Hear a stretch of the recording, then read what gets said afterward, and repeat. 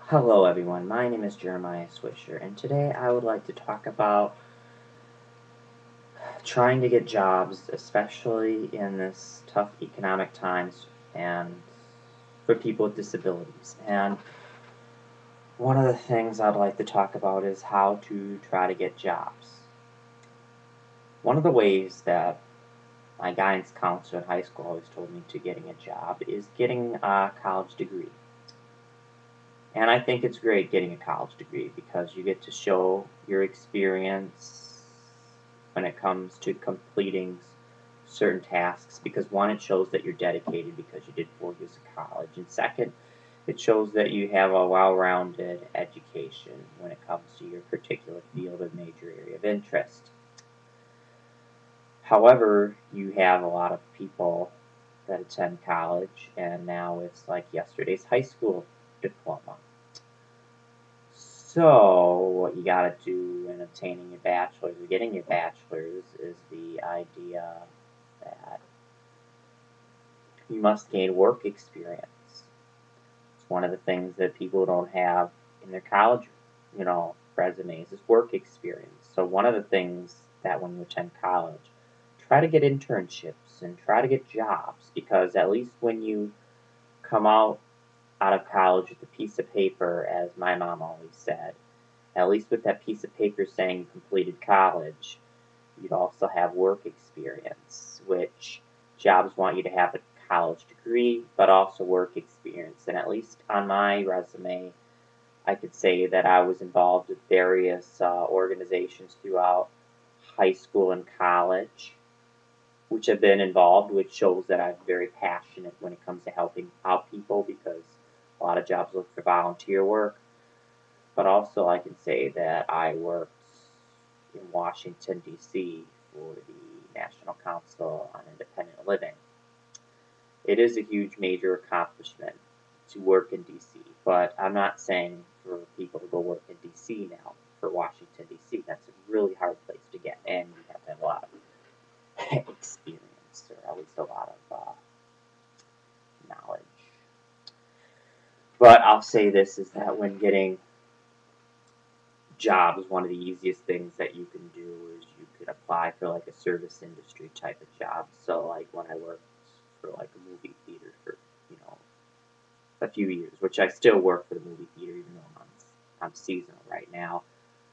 At least you can gain experience working for business or some kind of work experience because companies unfortunately view you like you're like a stock to a company. They're going to invest their time and money in you, and they want to make sure from other sources, basically, resources, that you're good investments.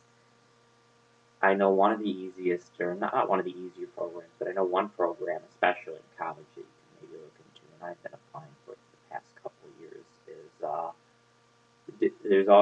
there's a Disney college program where you can gain work experience, but also take some classes, which that might help.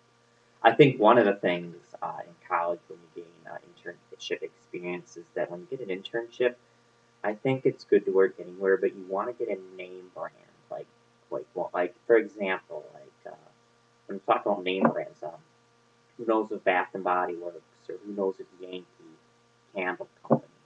I assume a lot of you do, and some of you may not, but it's good to have a name brand company because then people will recognize it better too, and I think that might be another way to get a job. I'm sorry if I'm bouncing back and forth, but there's just a lot of things that you can do in order to get a job. However, some places that are definitely a name brand. I mean, who doesn't know Disney? I think we all know Disney, right? Or who doesn't know about Washington D.C.? Everyone knows Washington D.C. Who doesn't know the name brand of Hollywood?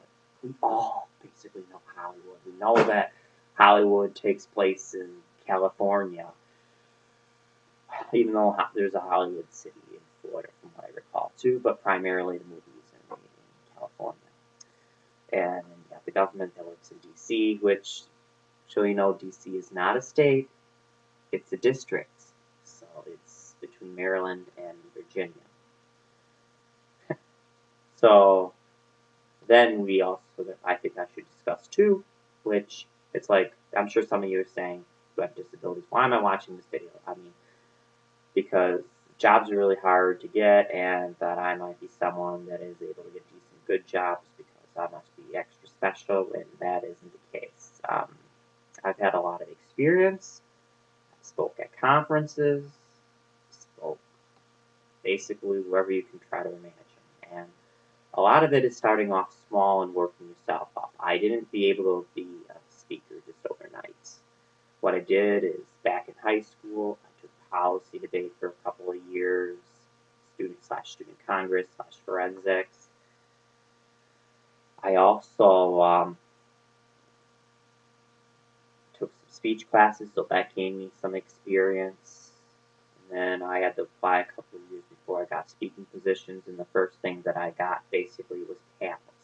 I spoke on panels with other people, and eventually I got myself around and where when I applied to speak at conferences that I was able to speak for sessions or help run sessions and try to get a couple other people, things like that. So I've had that kind of experience. I've worked myself up, and then with my experience, I can say, hey, I have this experience whenever I'm interviewing for a job, and that's what really helps. And if you show your experience and how it relates to that job, then it looks even better. So when I applied to work for the National Council on Independent Living for their internship, I basically said how I've done a lot of disability pride related speeches, and I've done my YouTube videos, and that was how, or one of the reasons why they really liked him quite a bit, personally, in my opinion. But of course, there are some people with disabilities that might have a hard time receiving jobs for employment. I know it's a huge step when it comes to trying to get yourself out there, but one of the things I strive upon is networking. When I gave a presentation at a high school once, I basically said, if you want to get a job, and if college might not be the right option for you, try to at least apply for DVR or VR, depending what state you're in. DVR is a term we use in Wisconsin. It's spelled Wisconsinite saying vocational rehabilitation. No, Department of Vocational Rehabilitation. And VR is vocational rehabilitation. And they help people, they're a governmental agency where they help people find people with disabilities jobs. And they're there to help you out. And also there are other disability agencies out there, non-profit and governmental orientated, where they do try to help people with disabilities find jobs. So I would definitely recommend contacting maybe your Center of Independent Living, or maybe some friends that you know, because there are jobs out there that definitely look to hire people with disabilities. I mean, who doesn't know Goodwill, right? I know they hire a lot of people with disabilities. There are various companies that hire people with disabilities. It's just you got to do research and homework, and it's like, how badly do you want that job or position? You just got to look things up, and that's basically what I did. One of my easiest ways is because I'm subscribed to a couple of mailing lists.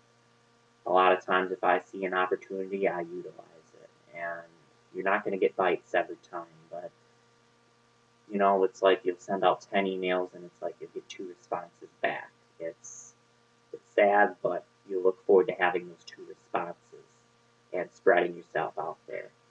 And one of the things I think that might help out people with disabilities when trying to get jobs is my document that I posted to a disability organization. And basically, it's about, autism in the workforce. And one of the things I'm going to try to do is I'm going to try to post that link on this video to help you out further as I do author that blog or document article that I did for the organization. So I hope that I helped you out when it comes to trying to obtain jobs and get jobs. It is a very hard place to be right now because we're in a sluggish economy. So if you're apply for a job, try to offer something that the next person doesn't offer. And if you do attend college, there is a lot of them have career and leadership programs and where they can help practice with you when it comes to jobs, like in the interview process and the whole 9 yards. And also there are agencies in the governmental sector where they're looking for people specifically with disabilities. It's just you got to know how to sell yourself and market yourself. Consider yourself as a product. You're trying to say why you're better than the next person. However, you don't want to say, hey, I'm better than you because of this and this and this. No, you just say that you're better at some skills than other skills. You say that I feel that I'm above average. So if someone asks you, hey, what makes you better than the other applicant and why should we hire you? You say, hey, I can do this, I can do that, I can do that. I'm sure this other applicant can do this and this and this, but I think that I'm very qualified to doing this internship or this job. It's one of those trick questions because they want to see if you think that you're better than other people. Or I think some companies try to ask you that. It's a trick question. You just got to know how to answer them. And usually when companies or organizations give you interview questions, a lot of them are very, very common. Like, how do you see yourself in the next 5 years? Basically, how I answer that self is technically I don't know where I'm going to be in 5 years, but I see myself doing this and this and this. Because they want to see if you're goal-orientated or you're goal-minded or where you think you're going to see yourself. And then you got companies that ask you, what are your 3 weaknesses and 3 strong points? Now, with the 3 strong points, you don't want to overboast yourself and say, hey, I'm better at this and better at that than everyone else. You say what you're good at. And then for your weaknesses, you say, although I'm not the best at it, here's what I'm doing to work on it to make it into my strong point. You want to show that you're making the attempt to try. And there are questions that come up like that. And then you got a lot of job databases. And when you apply for a job, they do give you trick questions. So basically, be honest and know how to answer those questions. Like it's going to say, how well do you work with people? Agree strongly or disagree strongly? Well, basically, if you say disagree strongly, well, that ain't going to get you the job. So I hope that helps.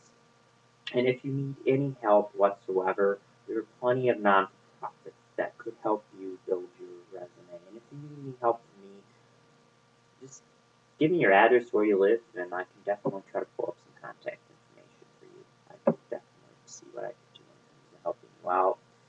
Jobs are a must these days, and the quicker you get yourself out there, the better, because the longer you remain unemployed or don't have a job, that just doesn't look very good. Because a company will think, hey, this guy's been unemployed for 5 years. Why didn't a company want to hire them then? It just pulls up a lot of red flags and a lot of,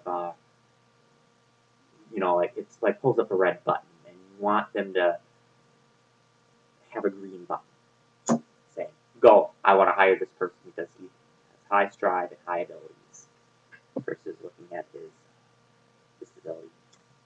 Anyways, I hope that helps when it comes to disability employment in the workplace. Have yourself a good day.